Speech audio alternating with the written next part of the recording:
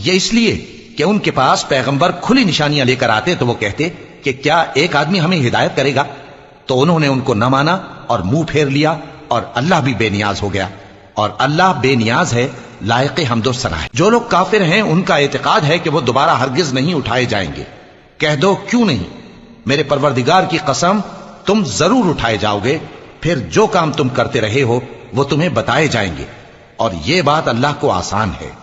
تو اللہ پر اور اس کے رسول صلی اللہ علیہ وآلہ وسلم پر اور اس نور یعنی قرآن پر جو ہم نے نازل فرمایا ہے ایمان لاؤ، اور اللہ تمہارے سب اعمال سے خبردار ہے۔ جس دن وہ تم کو اکٹھا کرے گا یعنی حشر کے دن، وہ نقصان اٹھانے کا دن ہے، اور جو شخص اللہ پر ایمان لائے اور نیک عمل کرے وہ اس سے اس کی برائیاں دور کر دے گا، اور جنت کے باغوں میں جن کے نیچے نہریں بہ رہی ہیں داخل کرے گا۔ وہ ہمیشہ ہمیشہ ان میں رہیں گے، یہی بڑی کامیابی ہے۔